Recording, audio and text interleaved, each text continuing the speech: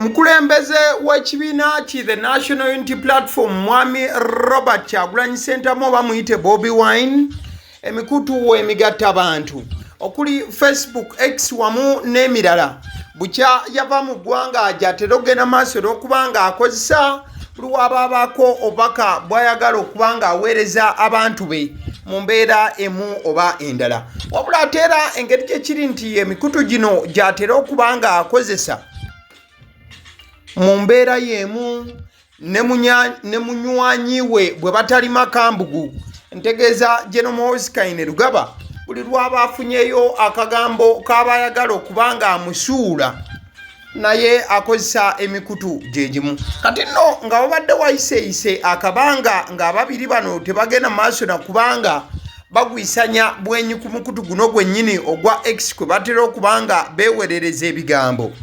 General Muhoozi Kainerugaba ye yagenze maaso olw'okuba dda ng'abukeereza nkokola n'okubaako obubaka obusosonkereza omukulu gw'ensoso okuba nga nkugambako mu kusooka awo era asoose kuwandiika n'agamba nti the basement is not for our supporters, it is waiting for the woman who fled to the USA. Nti basement si abawagizi baffe wabula erindiridde omukyala eyalinnya n'adduka n'ava mu Uganda n'agenda mu United States of America. Ate ekigambo jeno kyabadde akozeseza kigambo fled oba kyosobola okuvunula nti oliya yesimatula n'asooka akola ki ayitamu, wabula nga ate ekigambo akozeseza oba nga annyonnyola ku mukyala so si ku musajja. Then ekyo kigenza okuzuuka nga jeno just ekigambo akikozeseza mu ngeri ya kutyoboola era n'awandiika n'agamba nti from today onwards he is called Kabobi. From today onwards he is called Kabobina. It's a more suitable name for a woman. Omanyi emabega wonna jeno abadde nga Bobi Wine amuyita Kabobi era nga n'oli naye bw'atera okumwadressinga ebigambo nga ekitamivu n'ebigwa mu kkowe eryo tatera kuba nga abijja kumpi naye buli waba ayogera nga obubaka abuweereza sayidi eno. Kati jeno olunaku olwaleero ze n'agamba nti kati tagenda kubanga amuyita Kabobi nga bw'abadde ng'akikola wabula n'ayongerako ennyukuta eya INA. Wabula bw'amaliriza mu ngeri yandiba ey'okujookinga oba nti byaddala n'awandiika n'agamba nti I miss her like you miss a chick you Kabobina, please come back, I miss you. N'agamba nti mumisinga nga w'omisinga omukyala gw'otera okubanga ebintu ebyo n'abivunula ate kati olajjaga bigambo kibyovunula wano. Then wabula bw'amaliriza mu bubaka kale kye tujjamu n'amugamba nti amumisinga nnyo. Kabobi yandibadde agenda maaso n'okubanga akomawo mu ggwanga nnyaffe Uganda. Bigambo biwandiikiddwa generali wabula jeno ayinza okubanga omukulu alina ekigambo oba ebigambo lumu bye yayogera nga byamuluma nnyo nga ne gye buli eno akyabijjukira olw'ensonga nti jeno awandiise n'agamba nti someone had the audacity of calling me Peter Pan a few months ago. Then he abused my mother by saying she raised me badly. They will be held to pay. Kati jeno ayina ebigambo byajjukira omukulu oli bye yayogera ng'omukulu oli bwe yali ayogera yagamba nti ono alina oba yamuyita Peter Pan nti emyezi egiwedde emabega era nti mwe yavumira n'ennyina n'amugamba nti yakuza bubi ekyana kye. Kati jeno n'agamba ebigambo ebyo nabiwulira bulungi w'okomerawo ojja kubisasulira. Wabula ate wali ng'amugambe nti amumisinga yandibadde akola ki akomawo mu ggwanga. Wabula bino byonna nga bigambibwa Bobi Wine ku mukutu guno omugatta abantu oba guyita ogwa X Bobi Wine abadde yesirikidde bwekye. In fact bw'okebera omukutu gwa X Bobi Wine yasemba okuteekayo obubaka kati ziweze ennaku 8 bweddu. Era nga Bobi Wine obubaka bwe yasembayo kubanga ateekayo bwali bukwata ku Edi Mutwe bwe yali amuyozayoza okubeera nti ttiimu ye eya Arsenal yali ewangudde omupiira oba ekikopo kya Bulaaya ekikopo kya Premier League, wabula ng'ate akaseera Edi Mutwe kaalimu si kaseera kangu kakubeera nga ajagulizaamu olw'ensonga nejje buli eno musajja wattu akyalimida. Kati byonna nga biwandikiddwa jeno olunaku olwaleero. Bobi Wine talina kyagenze maaso nakubanga addamu wabula okusigala nga asirise wonna wasirikidde n'okubanga yeetegereza generaali eno ng'agenda maaso n'okuba nti aweereza obubaka obw'enjawulo obutaliimu kalungi yadde wabula okutyoboola obutyoboozi mu mbeera emu endala. Kati mukaddeke kamu olunaku olwaleero ndowooza generaali abadde mu modi yakubeera nti atankuula wano na wali.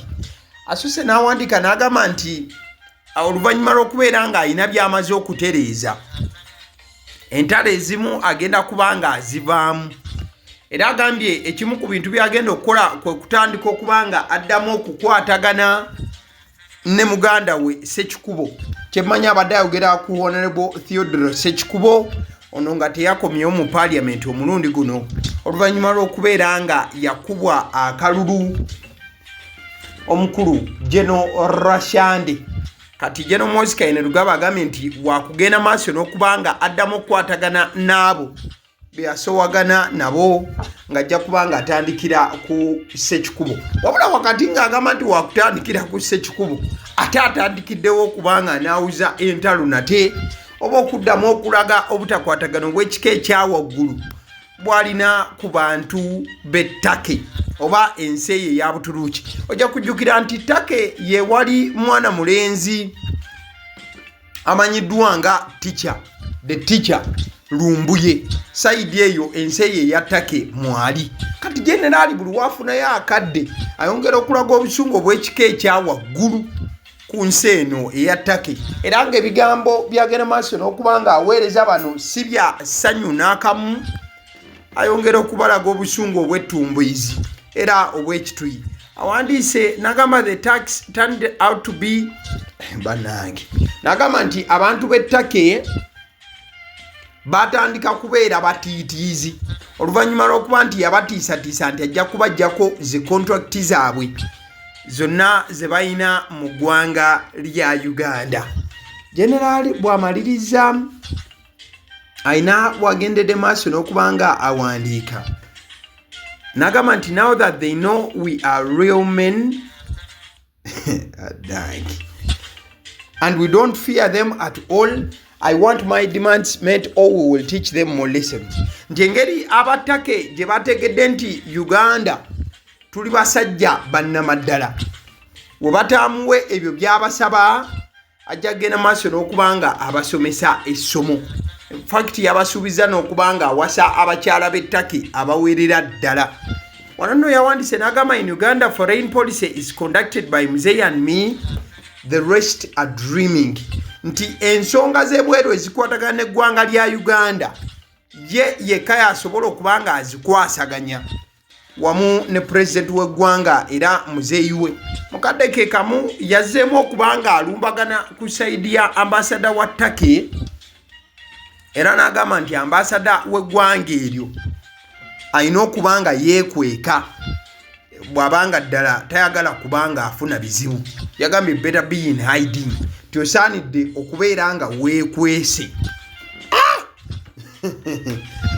Still generaali nkugambye obubaka bw'abadde afulumya bwakukyokooza n'okubaako enseketera gy'aseketerera abantu ba Buturuuki. Yoza ttaka ebeera Buturuuki mu lulimi olwaffe Oluganda. Ayina wawandiikiddeawo n'agamba nti abantu bano balina engeri gye baamukyokooza n'okubeera nti balina engeri gye baavuma eggwanga lya Uganda. Kati agambye nti oluvannyuma lw'okuba nti baakola bino byonna balina okuvaayo okubanga beetonda olw'ebyo byonna bye baakola n'okuba nti nno batyoboola eggwanga lyaffe erya Uganda.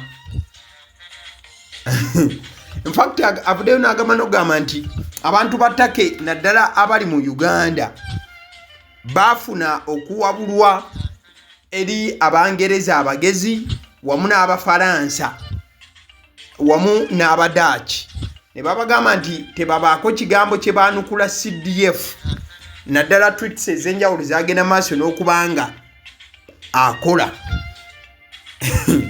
Era ye kennyini agambe nti balabikanga babagamba leka abavume wabula nga bo tebamwanukula. Kati nno generaali okwongera okukakasa nti ebintu byaliko bya ddala awandiise n'ayita banna PLU bonna okubanga beeteekateeka okukola okwekalakaasa era nti bagenda wali ku embase y'ettake mu bbanga eritali lya wala batandika okukola obwegugungo.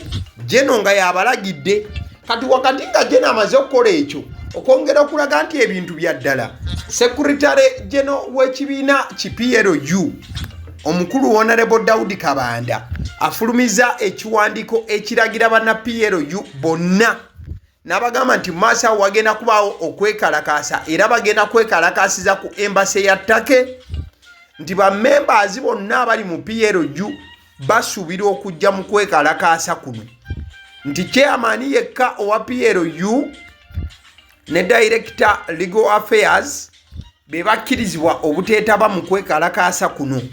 Kati ne bagamba nti bonna abakulembeze mu PLU balina okusitukiramu nti abatajje bajja kubanga bagobwa. Kati ekitegeeza Honorable Balamu Barugahare, Franka Gashumba, Andrew Mwenda abo be bamu ku bakulu mu kibiina bonna bayitiddwa balina okubaawo mu kwekalakaasa wali ku embase ya Turkey. Then General n'agattako nti if we were to Turkey they would surrender before the started. Nti singa Uganda oba eggye lya Uganda ne Uganda batandika okubanga balwana n'ab'ettake baba bakuwanikanga n'okulwana tekunnaba.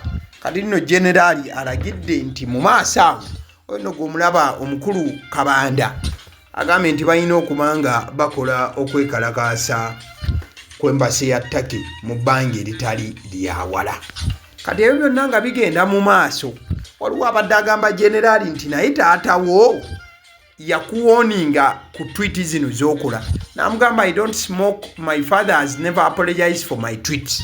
Titemugenda nga mubungeesa bigambo kitange tavangayokko kwetondera muntu yenna kulwa tweet zenkola wano ku mukutu ogwa X formerly Twitter. Kale nzikiriza nkutegeze ku bannaffe aba Honeybites bagamba nti bo omulimu gwe bakola gwa kukolera byakulya eby'abaana abadda ku masomero. Bwe tugamba abaana abadda ku masomero saabo bokka abadda ku masomero wabula n'ababeera ewaka balina package ey'ebyokulya eby'abaana mu line efaananako bwetyo. Gwe bakubire bukubizo bagambe njagala package y'ebyokulya by'abaana abali ku masomero oba abaana abalya ebyokulya. Balina ebyokulya yogera ku daddies, yogera ku binyeebwa, amawogola, yogera ku bagiya, yogera ku cupcakes, yogera ku donuts. Osobola okubafuna ku 0709 787508 ate era mukadde ke kamu bw'oba oyagala ku pizza size yonna era namba y'emu ate era mukadde ke kamu bakola ne cake eza buli mukolo babayita aba Honeybites. Njagala n'okutegeeza ku bannaffe aba Alson Painters UG bano basiizi ba langi era nga balina obukugu mu kusiiga langi era bamanyi ne langi ki egenda ku kizimbe kyo era mu ruumu ki. Tebasobola kuddira langi yandigenze mu kisenge ate ne bagisiiga mu ddiiro ey'omu dining ne bagisiiga mu kinaabiro nedda.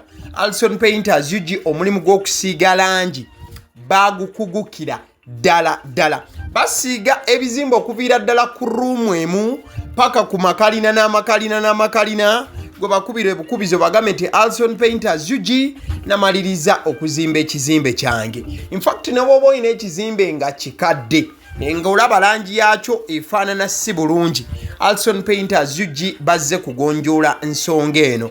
Bakubire ku 0705 1936 be bannaffe aba Alson Painters UG. Aba Sidi Omusunsuzi lyerinnya eryange. Erinnya eryange yenze aba Sidi Omusunsuzi. Yenze atuula emabega w'omuzindaalo buli lunaku era ly'eddoboozi ly'owuliriza ku mukutu guno aba Sidi Omusunsuzi ly'eddoboozi eryo. Era ng'omukutu kw'oli gwe guno ogwagaliwo. Nagamba nti information yonna gy'olaba ku channel eno tetugattamu kintu kyonna ate tewali kye tutoolamu.